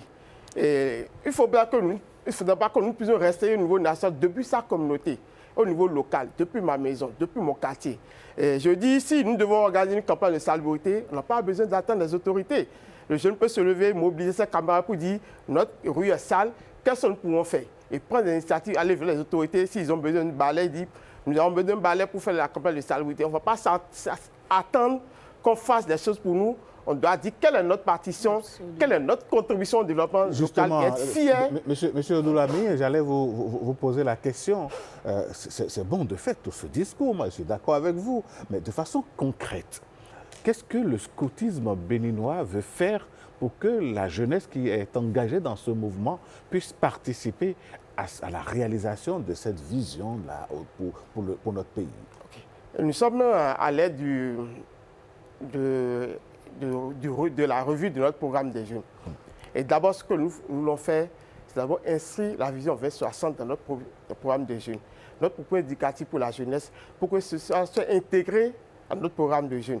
Quand on dit notre programme de jeunes, tout ce que nous faisons, c'est des documents stratégiques également pour le mouvement qui permet à chaque tranche d'âge de pouvoir avoir des activités qui puissent leur permettre de développer des compétences sur le plan intellectuel, sur le plan spirituel, sur le plan du caractère, sur le plan moral. Donc, toutes ces activités sont intégrées dans notre programme des jeunes que nous sommes en train de revoir actuellement pour avoir un nouveau document et pour que d'ici 2060, nous allons évaluer ensemble pour voir la contribution vraiment du scoutisme, ce que le scoutisme a pu apporter vraiment à réaliser cette vision. Mais il y a des actions qui ont déjà été menées. Hein, oui, il y a des actions qui ont été déjà menées aujourd'hui. Nous participons à l'éducation des jeunes sur le plan numérique, pour que le numérique soit un outil, une opportunité pour les jeunes, que ça ne soit pas un problème pour eux. Aujourd'hui, la jeunesse s'oriente plus vers le numérique, mais ne sait pas vraiment utiliser le numérique pour en faire une opportunité. Donc, il y a des projets qui permettent aux jeunes de savoir comment utiliser le numérique de façon responsable. Nous formons des jeunes aussi de leadership, savoir diriger, savoir conduire ses pairs. Nous avons des campagnes de salubrité, des campagnes de reboisement pour quand même participer à l'écosystème. Puisque le soutien dit, c'est un mouvement qui participe à la protection de la nature. Nous faisons des camps. Nous allons nous voir dans la nature, mais pour nous, c'est éducatif. Quand nous allons dans la nature, le jeune apprend à connaître la nature, à protéger la nature. Nous allons au camp pour aller au camp sur un terrain nu, mais c'est pour apprendre aux jeunes à se débrouiller. Pour apprendre aux jeunes à dire, je suis sur quelque chose où je dois tout construire. Qu'est-ce que je fais? Est-ce que je croise les bras par rapport devant les difficultés ou bien je cherche des solutions? Le jeune doit chercher des solutions. Et doit aussi chercher chaque jour à être le meilleur, à faire mieux. C'est pourquoi pour les plus petits, chez nous on dit, le louveteau fait toujours de son mieux. L'éclaireur est toujours prêt à affronter les difficultés et le routier est là pour servir. Donc voilà un peu, par rapport à notre tranche d'âge, des compétences que nous développons sur les jeunes, puisque nous avons plusieurs tranches d'âge, nous avons les tout petits, nous avons les éclaireurs, les routiers, et par rapport à la sécurité, nous devons de mettre chaque jeune dans sa tranche d'âge pour permettre son évolution, sa progression au niveau du mouvement. Alors, formation au leadership, au respect de la nature, à savoir se débrouiller. Est-ce qu'il y a un lien entre, une corrélation entre tout cela et justement les objectifs de la vision 2060? Quand nous prenons la vision 2060, c'est une vision qui met d'abord la jeunesse au cœur de la stratégie. Et le scoutisme, comme je le dis en tant que mouvement de jeunesse, et quand nous prenons un monde de paix, nous sommes là. Quand nous prenons de la fraternité, la cohésion, c'est le vivre ensemble. Le scoutisme développe déjà le vivre ensemble à travers nos camps, puisque le travail en équipe, c'est important aussi même sur le plan professionnel. Quand nous allons au camp, nous formons des équipes, ils dorment ensemble dans leur équipe, ils apprennent à jouer des responsabilités. Puisque aujourd'hui, on parle de responsabilités. Je devais devenir chef d'équipe aujourd'hui, j'apprends à diriger mes pairs, j'apprends à les écouter, j'apprends à les organiser. Donc ça, c'est ce que nous développons déjà sur le jeune. Je vais parler avec vous une anecdote. On a eu un parent qui nous a amené un jeu pour 10 mois et mon enfant fait la terminale. Et mon objectif, après le bac, je veux l'envoyer à l'extérieur pour étudier. Là-bas, j'ai personne. Mais il n'est pas autonome. Je veux l'inscrire au scoutisme pour développer chez lui l'autonomie pour qu'il se sente responsable. Afin qu'il ne dépende plus tellement des parents. Et qu'il ne soit pas là à appeler tout le temps pour dire « Papa, j'ai besoin de ci ». Il a un autre scoutisme. Après un an, le père est venu pour dire « Depuis qu'il a participé à 2 camps chez vous, c'est lui qui se réveille tout le matin pour réveiller ses frères pour dire toi, tu vas faire ci, il veille même à distribuer les tâches avec ses frères et sœurs. Fait à chacun apprendre et chacun puisse exécuter la tâche. Le leader en lui, le leader qui sommeillait en lui, a exécuté ses tâches. Le leader en lui a été réveillé. Absolument. Alors que quand il est venu premièrement au camp, un jour il a dit, aujourd'hui tu seras chef d'équipe. Il dit, bon, je n'ai jamais été responsable de classe comme un peu GG. On dit, les chefs sont là pour t'accompagner, tes pères aussi sont là. Il a fait une réunion d'équipe un soir et il voulait faire un peu de... Ses camarades lui ont dit, non, la décision que tu prends là, ça ne nous avantage pas. Il dit, je démissionne. Ses camarades lui ont dit, on t'a mis chef, tu dois accepter ce que nous disons. Et quand c'est ensemble que nous devons diriger. Un chef ne démissionne pas face aux critiques. Tu reprends ta responsabilité et ensemble nous devons trouver une solution. Il a repris sa responsabilité, il a dirigé l'équipe et à la fin, je pense qu'aujourd'hui nous avons un jeune qui a bénéficié vraiment de ce camp. Et c'est pourquoi nous, nos camps ne sont pas seulement fermés aux scouts. Tous les jeunes peuvent venir à nos camps. Et puisque c'est de semer la graine du scoutisme dans chaque esprit de jeune. C'est pourquoi nous disons, le scoutisme, ce n'est pas la tenue, ce n'est pas le foulard, mais c'est le comportement. Quand tu passes, on dit, le scout, dans ses actes, ses paroles et ses pensées, on doit sentir que celui-là est scout. Donc quand nous voyons certains parents dire, oui, tu as fait une fois le scoutisme. Et dit, oui, j'ai fait une fois le scoutisme. Donc on doit pouvoir reconnaître à travers tes actes, tes paroles, tes pensées, que tu as goûté une fois au scoutisme, que tu es scout. Alors, je retiens, Alain, que on implémente une sorte de discipline, de leadership également et certainement de civisme. Lorsque un jeune s'intéresse justement à cela, en quoi vous pensez qu'il peut être suffisamment apte pour affronter, puisqu'il s'agit de ça, le Bénin du futur? Oui, d'abord, nous travaillons beaucoup sur l'inclusion. Tous les jeunes peuvent participer au scouting. Et notre programme est adapté à chaque classe sociale, à chaque tranche d'âge de jeunes. Donc, il y a l'inclusion que nous faisons. Tous les jeunes qui viennent vers nous, il y a des chefs d'unité pour les encadrer, qui sont bien formés. Puis nous avons également des chefs d'unité, des formateurs. Il y a toute une chaîne de chefs qui encadrent, qui supervisent. Et nous avons également notre politique à l'abri de la maltraitance qui permet de protéger tous les jeunes qui viennent vers nous. Et c'est là aussi des valeurs d'un leader. Des valeurs de leadership, des valeurs d'engagement, de citoyenneté, de patriotisme, de respect, de discipline. Nous sommes bons de discipline. Puisque nous disons, sans la discipline, on ne peut rien faire. Tout doit se faire dans la discipline, dans la rigueur, dans le respect des lois du pays et dans le respect des tests. Donc tout ce que nous faisons, c'est quand même pour apporter notre contribution au développement du pays, même si dans l'ombre, nous agissons sans crier, les gens nous voient chanter, danser, mais quand nous chantons pour nous, c'est pour atteindre des objectifs sur les jeunes, pour que les jeunes ne soient pas timides, que les jeunes développent des compétences en eux. Parce que je peux avoir des compétences sans savoir qu'il y a des choses qui dorment en moi. Tout à fait. Mais à travers des activités, on peut découvrir que... Et on retiendra que c'est un mouvement qui prépare donc la jeunesse béninoise à prendre sa part de responsabilité dans l'atteinte des objectifs de cette vision Bénin 2060. On aura fait le tour d'horizon. Hein. Si vous aviez un mot de la fin, que diriez-vous? Je voudrais remercier quand même toutes les autorités qui nous accompagnent. Le Soudan fait partie des vieilles associations qui nous accompagnent. Remercier comme tous les partenaires qui nous accompagnent. Et dire à la jeunesse qu'il ne faut pas avoir peur d'agir, qu'il ne faut pas avoir peur d'entreprendre. Il faut agir. Quand nous échouons, on ne doit pas avoir peur de reprendre. Il faut juste évaluer pour reprendre. Et quand nous réussissons, chaque réussite doit être pour nous un nouveau défi. Ce n'est pas parce qu'il y a réussi qu'il y a quoi. Ça doit être pour nous un nouveau défi pour dire je dois aller plus loin. Et inviter toute la jeunesse béninoise à se joindre à nous pour cette activité que nous organisons du 22 au 28 juillet à Boïkon, qui va rassembler tous les jeunes autour de la vision 2060, où nous allons comme inviter comme les cadres du ministère du Développement à venir expliquer à la jeunesse ce que cette vision présente, les opportunités pour que chacun puisse s'engager à sa réussite. Merci beaucoup donc à vous, Monsieur Epiphane Odon. L'ami, on aura fait le tour de la question. Comme le disait Alain, je rappelle que vous êtes commissaire national chargé du programme des jeunes du scoutisme béninois. Et on l'aura compris, Alain, le scoutisme est pleinement engagé et un appel est lancé à tout un chacun. C'est tout. Merci. Je prends congé de vous. Merci Jennifer Sattivi. On se retrouve demain avec le même plaisir. À demain. Merci beaucoup. Donc. Allez, mesdames, messieurs, nous, on ne va pas prendre congé tout de suite. On va plutôt prendre une pause réclame.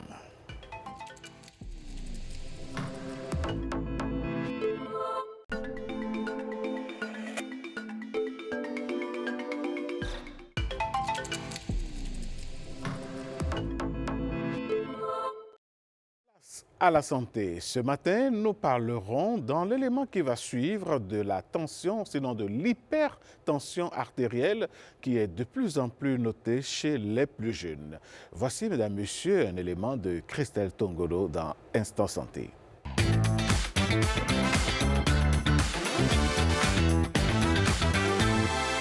À 30 ans, beaucoup pensent être encore jeunes pour souffrir d'hypertension artérielle. Pourtant, AVC, complications cardiaques ou encore malaise touchent désormais une population de plus en plus jeune, souvent sans aucun signe avant-coureur. Auparavant, sur 100 malades que vous prenez, vous pouvez avoir à peine 1 ou 2 qui sont des jeunes qui ont une hypertension artérielle. Mais aujourd'hui, la tendance, aujourd'hui, si vous prenez 20 ou 30 malades, vous pouvez avoir un malade jeune qui a une hypertension artérielle. C'est beaucoup, c'est beaucoup. Donc, ça ne manque pas les accidents vasculaires cérébraux d'origine plus souvent hémorragique, c'est très fréquent chez les jeunes. Ou même une maladie du cœur. Si vous avez une hypertension artérielle qui retentit sur votre cœur, si vous ne le prenez pas en charge, bien entendu, ça va retentir sur votre cœur. Le cœur va commencer à s'hypertrophier et la fonction du cœur va commencer à diminuer. Et ça peut déboucher sur une insuffisance cardiaque. On a plusieurs patients de la trentaine d'âge qui ont une hypertension artérielle et plus encore, il y a certaines professions qu'on a identifiées comme étant peut-être à risque à cause du profil de patient que nous rencontrons. La personne était convaincue qu'elle n'était pas hypertendue, seulement que dans la majorité de ces cas-là, on se rend compte qu'il y avait une hypertension artérielle qui était là et qui était méconnue. Et plus encore, il y a des signes sur les examens que nous faisons qui prouvent qu'effectivement, l'hypertension artérielle évolue depuis un certain moment, comme l'électrocardiogramme, où on voit des signes de retentissement, le cœur qui est un peu musclé. Ça, chez des jeunes qui ont fait un AVC, on en a vu plusieurs fois, ce qui nous a fait déduire logiquement que c'est des gens qui avaient une hypertension artérielle et qui s'ignoraient. Il y a ceux qui avaient une hypertension artérielle à qui il y a un traitement qui a été prescrit, mais qui ont été convaincus par un ami ou un collègue que non, ce traitement-là que tu prends, en fait, le fait de prendre le médicament tous les jours va te rendre dépendant du traitement. Ça, je l'ai entendu chez plusieurs patients. Mais au-delà du constat inquiétant, les spécialistes insistent surtout sur l'urgence d'agir, car détecter tôt, l'hypertension peut être contrôlée grâce à des gestes simples et un meilleur suivi médical. Dès lors qu'on entre dans la classe de sujets adultes, il faut commencer à vérifier sa tension artérielle régulièrement parce que c'est le seul moyen de savoir si on est hypertendu ou pas. Plus c'est salé dans l'assiette et plus la tension artérielle va grimper. Le stress, c'est démontré scientifiquement et très clairement que c'est un grand facteur de risque cardiovasculaire qui, même sans la présence des autres facteurs de risque, peut provoquer une complication cardiovasculaire. Et donc, nous devons apprendre à mieux gérer notre stress, à lâcher prise. On sait qu'au XXIe siècle, notre rythme de vie est très accéléré, mais pouvoir toujours trouver l'équilibre, le juste milieu, c'est important pour préserver sa santé cardiovasculaire. Et surtout, ne vous privez pas de vacances. Les vacances sont des moments où vraiment vous devez vous évader. Arrêtez de penser au boulot, puis consacrez votre temps à votre famille. Donc, le stress, oui, mais c'est la gestion intérieure du stress et du quotidien, de la pression quotidienne qui est le plus important. En dehors de la gestion du stress, l'entourage peut être aussi sollicité lorsque la personne concernée traverse une période de crise. Elle peut se faire aider déjà par son entourage. Les membres de sa famille, des amis, tous ceux-là peuvent être d'un grand soutien. Et si elle n'y arrive pas, elle peut même se faire aider par un psychologue. Un psychologue peut aider vraiment à surmonter cette phase de la vie, difficile de la vie de cet individu-là. Une personne adulte doit dormir 8 heures de temps en 24 heures. Donc, si vous réduisez votre temps de sommeil, ce n'est pas bien pour votre cerveau, ce n'est pas bien pour votre système circulatoire. Et si vous n'arrivez pas dans la nuit à dormir 8 heures d'affilée, trouvez du temps dans la journée pour essayer de rattraper ce temps de sommeil-là. Ça va vous faire vraiment du bien. Les boissons énergisantes, ce n'est pas des choses à conseiller, ce n'est pas des choses à prendre de façon régulière. Aujourd'hui, on voit des jeunes vraiment qui s'y adonnent. Le problème de ces boissons énergisantes, c'est que d'abord, elles contiennent pour la plupart de la taurine. La taurine, c'est de la caféine. Et l'association de ces deux-là ne fait pas du tout bon ménage. C'est que le corps est tout le temps en excitation, et ça, c'est pas bon, ça finit par désorganiser l'organisme. Même si l'hypertension artérielle est souvent qualifiée de tueur silencieux, des signes peuvent néanmoins alerter. Si, par exemple, il arrive que vous avez des céphalées, des maux de tête qui persistent malgré un bon repos et un bon sommeil réparateur, pensez à faire contrôler votre tension artérielle. Vous avez par exemple des flous visuels qui surviennent de façon subite, ou bien vous avez l'impression de voir de petites étoiles, ou même des bourdonnements d'oreilles. C'est peut-être un signe. Les urines foncées qui tirent parfois même sur le marron ou bien des urines mousseuses. Attention, ça pourrait être un problème rénal. Parce que vous savez, le rein intervient dans la régulation de la pression artérielle. Donc, lorsque les reins ont un problème, ça pourrait être la source d'une hypertension artérielle chez l'individu. Donc, dès que vous avez ces signes-là, ça pourrait être un signe d'alarme. Il n'y a pas encore de technologie qui a pu mettre au point une molécule, un comprimé qu'on prend pendant 3 jours et ça normalise sur tout le reste de notre vie la pression artérielle. Les comprimés agissent pendant 24 heures. Voilà pourquoi le cardiologue demande de reprendre le traitement chaque jour. Donc, quelqu'un qui a laissé son traitement parce qu'il se sent bien, le piège, c'est parce que quand ils prennent le médicament et qu'ils surveillent la tension artérielle, ils se rendent compte que sur plusieurs mesures, c'est normal. Et à ce moment-là, ils se disent « je suis guéri », alors que c'est l'effet du médicament. Dès lors qu'on laisse le traitement, la tension artérielle recommence par grimper jusqu'à atteindre parfois le seuil où la personne était. Et là, c'est un peu comme s'il n'avait rien fait, puisqu'il va se retrouver exposé au même risque que quelqu'un qui n'est pas allé voir son cardiologue et qui n'a pas de traitement. Et il y a plusieurs patients qui, peut-être parce qu'ils ont reçu des conseils non adaptés, peut-être parce qu'ils se sont laissés prendre au piège d'une guérison complète qui était juste superficielle, ont abandonné leur traitement et se sont retrouvés avec des complications cardiovasculaires telles qu'un AVC. Donc, si un patient hypertendu nous suit, ce serait bien qu'on lui rappelle que ça, c'est la plus grande erreur à ne pas faire. Et surtout, quand on est hypertendu, il faut considérer ce médicament comme un aliment du cœur. Il ne faut pas voir ça comme un médicament parce que avoir une hypertension artérielle qui n'est pas équilibrée, c'est exactement comme si on vous demandait tous les jours de courir au lieu de marcher. Ça fait beaucoup travailler le cœur.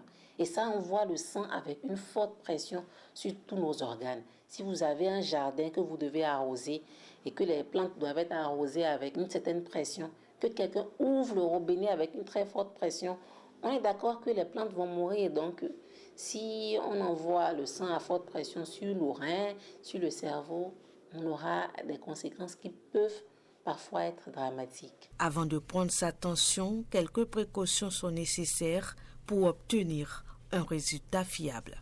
Une personne normale, une pression artérielle doit être inférieure à 14,9 cm de mercure ou 140-90 mm de mercure. La tension, il faut la prendre au repos. Il faudrait pas la prendre déjà après un exercice. Il est recommandé de prendre ça de façon successive 3 fois. 3 fois, et vous pouvez prendre la moyenne de la valeur, ou vous prenez, certains disent de prendre la dernière valeur qui est prise. Parce que tout au début, la personne est toujours un peu stressée. Ouais, si d'aventure c'est quelqu'un qui est un peu stressé, la première valeur, on n'en tient pas souvent compte. Il faut la prendre 3 fois successives, mais le plus souvent au repos. Idéalement, c'est de façon allongée, pour que la personne soit allongée, ou tout au moins assise. Quand on parle d'âge adulte, c'est vrai que classiquement, on met la barrière de 18 ans, mais chez les femmes, je vais descendre un peu plus bas, déjà à partir de 16 ans. Et je dirais même, une femme qui a commencé à procréer, qui a commencé à avoir un enfant, même si elle a 15 ans, il faut qu'elle commence à mesurer sa pression artérielle. Ce qu'il faut privilégier, ce sont les fruits et les légumes. Et là, nous en avons à portée de main une grande variété, contrairement à d'autres localités qui n'en ont pas autant, mais qui sont un peu plus réguliers sur la consommation. Ce qu'on peut faire en pratique, c'est quoi? Le matin au réveil, c'est prendre une portion de fruits. À midi, de faire pareil au déjeuner. Et le soir, de prendre une portion de fruits. On est à 3 portions de fruits.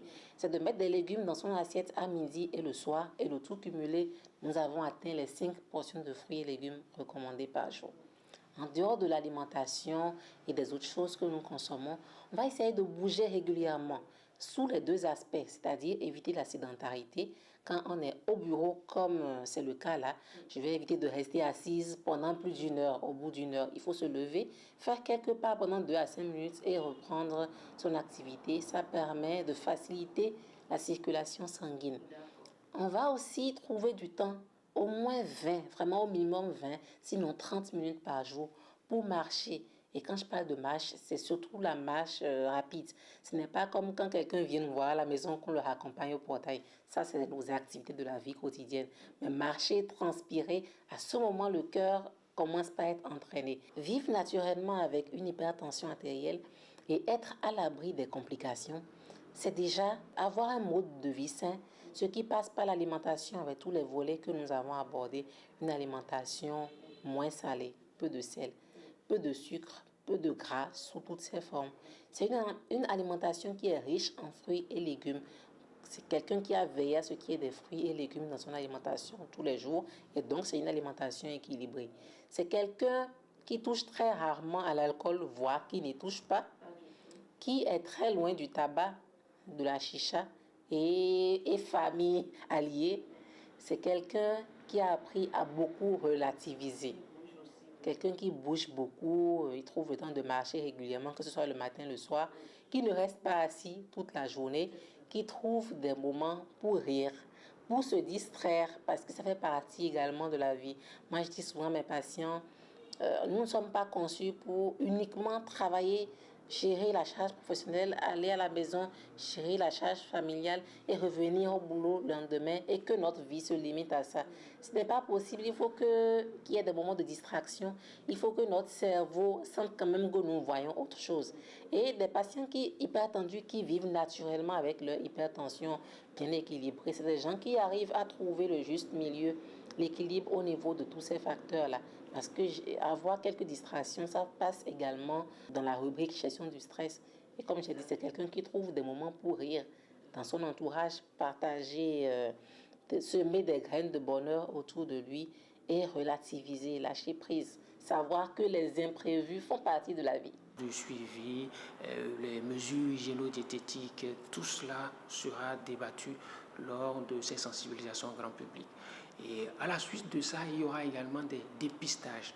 Des dépistages de l'hypertension artérielle. Et ça aura lieu dans toutes les villes du pays. Et ça va s'étendre sur 1 mois. Donc jusqu'à la mi-juin, cette activité sera poursuivie. Donc j'invite la population à sortir massivement pour se faire dépister.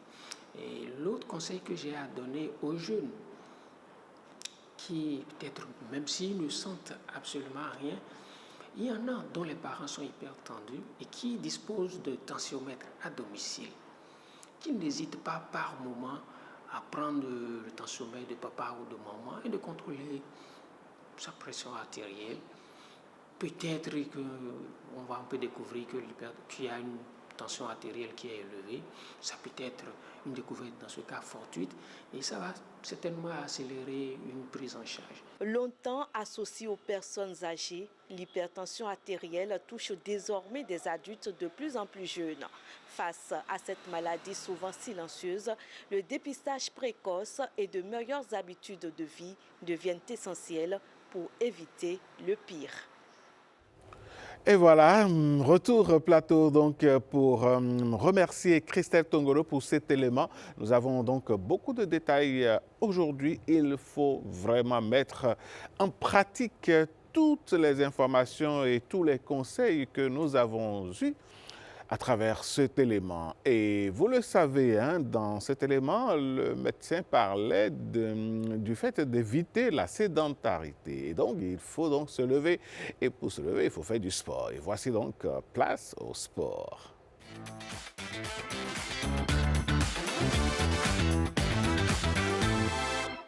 Le sport ce matin, la rubrique, c'est avec Salomé Fifame Atare Diokounde. Bonjour. Bonjour Alain, bonjour le Bénin. Aujourd'hui, 19 mai, il y a le tirage pour la prochaine CAN.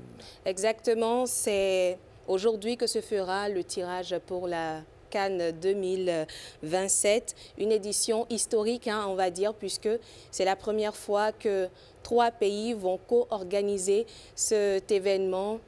Est-ce que c'est important de le rappeler? Un événement, l'un des plus prestigieux qui se déroule sur le continent parlant football. Et ces 3 pays, il s'agit évidemment du Kenya, de la Tanzanie et de l'Ouganda. Justement, pourquoi est-ce que ces 3 pays d'office sont qualifiés pour cette CAN? Juste parce que ce sont ces 3 pays qui organisent la CAN prochaine, puisque le règlement de la CAF permet aux pays hôtes, je vais dire, d'être qualifiés d'office pour cette compétition. Bon, ils vont prendre part aux phases éliminatoires, je veux dire, mais cela n'influence pas le fait qu'ils sont d'office qualifiés pour la CAN. Alors, qui va procéder au tirage au sort? Eh bien, 4 grandes figures du football africain ont été choisies pour assister à la CAF lors de cette cérémonie importante. Il s'agit de Max Alain Gradel de Côte d'Ivoire, William Trost Ekong du Nigeria, Essam El Hadari d'Égypte et Trésor Mputu de la République démocratique du Congo. Des profils différents entre anciens et encore actifs réunis pour donner de l'éclat à ce tirage. Alors, pour notre pays, le Bénin, qu'est-ce que nous devons attendre de ce tirage, justement? Eh bien, le scénario possible, c'est de croiser les doigts pour ne pas avoir affaire à de gros poissons, puisque l'objectif du Bénin, c'est d'aller un peu plus loin courant cette CAN comparativement à la CAN dernière de décembre-janvier, puisqu'on a été éliminé, le Bénin a été éliminé en 8e de finale par les Pharaons d'Égypte. Et donc, le scénario possible, c'est de croiser les doigts pour que les Guépards n'aient pas affaire à des équipes qui seront difficilement jouables. Cela ne voudrait pas évidemment dire que l'on ne fait pas confiance aux Guépards. Alors, voilà. Ce tirage FIFA aura lieu à quelle heure et combien de pays participent justement au tirage? Eh bien, 48 pays vont participer à ces éliminatoires de la Coupe d'Afrique des Nations prochaine. Et puis, au nombre de ces 48 pays, nous avons 4 chapeaux. Je veux dire que les pays sont regroupés en 4 chapeaux, pour ne pas dire 4 pots pour ce tirage. Et à raison de 12 pays par chapeau. Et donc, le Bénin se retrouve dans le chapeau 2. Et ce tirage aura lieu au Caire, en Égypte, à 12h GMT, 13h du Bénin. Alors, nous quittons le football pour le tennis de table à Londres. Oui, les Guépards et Amazones du Bénin ont découvert le très haut niveau mondial du tennis de table à Londres. Engagés au championnat du monde, les pongistes béninois n'ont pas réussi à décrocher une victoire face à une adversité particulièrement intense. Mais au-delà des résultats, cette participation reste une étape importante dans l'apprentissage et la progression du tennis de table béninois sur la scène internationale. Blaise Adampo pour plus de détails. La marche était très haute à Londres pour les Guépards et Amazones du Bénin engagés au championnat du monde de tennis de table. 6 matchs disputés, 6 défaites enregistrées. Un bilan comptable difficile, certes, mais qui ne résume pas l'essentiel de cette participation béninoise sur la scène mondiale. Car au-delà des résultats, l'objectif était aussi de représenter le Bénin dans le cercle très fermé des grandes nations du tennis de table. Il fallait y aller parce que le Bénin est reconnu maintenant comme comptant parmi les grandes équipes mondiales de tennis de table. Toutes les équipes n'ont pas été admises au championnat du monde de Londres, mais le Bénin y était. Face à l'intensité des échanges, à la vitesse d'exécution et à l'exigence tactique des meilleurs joueurs mondiaux, les représentants béninois ont surtout découvert les réalités du haut niveau. Chaque set disputé, chaque point joué et chaque confrontation ont constitué une véritable source d'apprentissage pour les athlètes béninois. C'était une très belle expérience nécessaire parce que on ne savait pas véritablement comment cela se passait au niveau mondial en tant que dans le terme des championnats. Et là, on sait que le niveau est très relevé, le niveau est très haut et qu'il faut s'y prendre tôt pour pouvoir arriver à faire quelque chose. Cette participation du Bénin aux mondiaux à Londres apparaît comme une étape importante dans le processus de progression du tennis de table béninois. Le défi désormais pour les Guépards et Amazones sera d'enchaîner davantage de compétitions afin d'accumuler de l'expérience, gagner en rythme et réduire progressivement l'écart avec les grandes nations de la discipline. On parle à présent de karaté et de cette consécration d'Ishan Adjaloron à Manille. Exactement, Alain, on va dire simplement que le karaté béninois continue de rayonner sur la scène internationale grâce à son prodige Ishan Adjanoron. Déjà numéro 1 mondial junior dans la catégorie de plus de 76 kilos, le jeune champion béninois a une nouvelle fois marqué les esprits ce samedi dernier aux Philippines en remportant la Youth League Karaté One de Manille. On va suivre cet élément de Blaise Adampo pour plus de précision. Déjà numéro 1 mondial de sa catégorie au classement de la World Karate Federation, Ishan Adjanoron était également attendu à Manille. Et le prodige béninois n'a pas tremblé. Engagé dans la poule 2, il déroule dès les 8e de finale avec une victoire éclatante 8-0 face à l'Australie.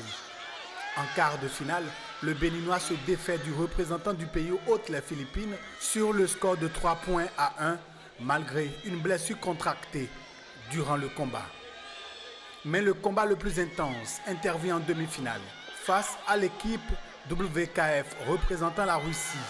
Le duel est serré, engagé et électrique. Ishan s'impose finalement 4-3 et décroche son ticket pour la finale. Face à l'Arabie Saoudite dans l'ultime combat, le champion béninois, même blessé, va encore démontrer toute sa force mentale. Mené 4-3 à seulement 9 secondes de la fin, Ishan sort le grand jeu et place un hippon spectaculaire à son adversaire. 3 points supplémentaires qui renversent totalement le combat. Score final 6-4.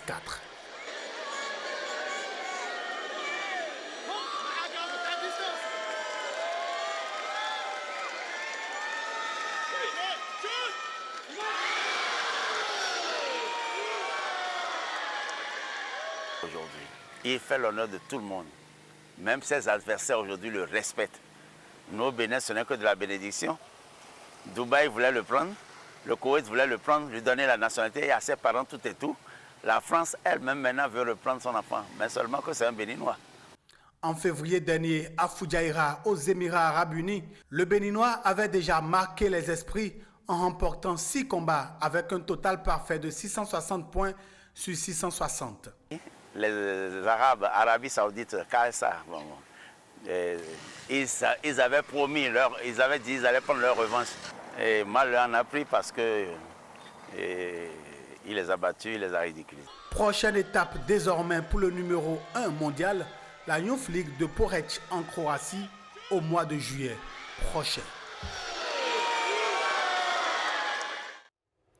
Eh bien voilà, quelle fierté pour le Bénin, hein? Une grosse star apparemment. Une grosse star et déjà les pays européens sont en train de se disputer ce jeune-là pour lui octroyer, je vais dire, la nationalité. Même d'ailleurs, vous l'avez suivi dans l'élément. Ouais. Mais comme comme on l'a dit dans le reportage, vous remarquez qu'il est fier d'être béninois, il reste béninois. Et c'est une grosse fierté pour tout le peuple béninois d'avoir ce genre de sportif. Et oui, une grosse fierté vraiment. Et puis, on va prier qu'il y ait d'autres éclosions de stars. Plus de beaux jours pour lui, exactement. Merci à vous. Avant de vous quitter, pour la petite information, le sélectionneur de l'équipe nationale du Bénin de football, évidemment, Gernot Rohr, sera dans le journal de 20h sur Bénin TV pour nous présenter son analyse de ce tirage au sort dont nous avons parlé à l'entame, ce qu'il pense de ce groupe dans lequel le Bénin se serait retrouvé à l'issue du tirage. Ça va être un gros moment de télévision ce soir, surtout dans le JT 20h avec Gernot Rohr. Donc, prenez le rendez-vous. Merci à vous, Fifame, Salomé Atadedi. On se dit à demain. À demain. Merci.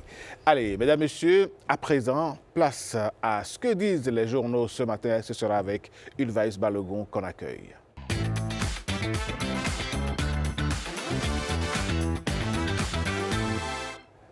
Ulvaïs Balogun, déjà sur ce plateau. Ulvaïs, bonjour. Bonjour Alain, comment vous allez? Ça va super bien et vous? Ça va, tranquille, la pleine forme. Alors, après avoir conduit le processus électoral, c'est le bilan au niveau de la Sénat. Et oui, tout à fait, Alain, vous le dites, hein, installé en juillet 2021 dans le cadre des réformes du système électoral, eh bien, le Conseil électoral aura piloté plusieurs scrutins majeurs dans les élections couplées, vous le savez, communales et législatives, ainsi que la présidentielle. La Nation titre justement à cet effet « Commission électorale nationale autonome, fin de mandat du Conseil électoral de Sakalafia ». Selon le journal, eh bien, l'année 2026 a été une étape importante avec l'organisation des élections couplées communales et législatives suivies de la présidentielle. Une expérience inédite dans l'histoire électorale récente du Bénin et dont la gestion représentait un défi logistique, organisationnel et institutionnel majeur.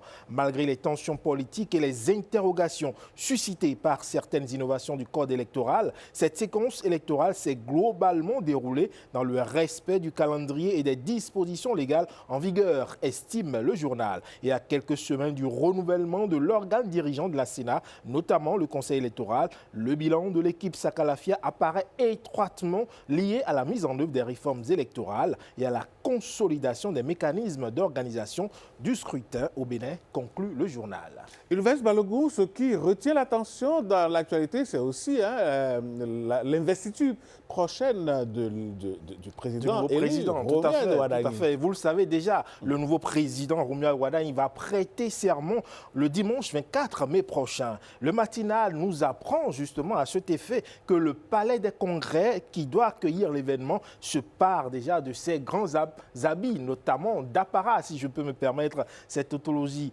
Les équipes techniques et organisationnelles sont à pied d'œuvre pour conférer à ce haut rendez-vous républicain l'éclat qu'exige la solennité de l'instant. Nettoyage minutieux des espaces, aménagement logistique, installation protocolaire, chaque détail est examiné avec rigueur et professionnalisme afin d'offrir un cadre irréprochable à cette cérémonie d'investiture, détaille le journal, qui précise par ailleurs que le choix du Palais des Congrès est dicté par des impératifs techniques liés aux travaux de réhabilitation en cours dans cette infrastructure et donc ne relève aucunement d'une solution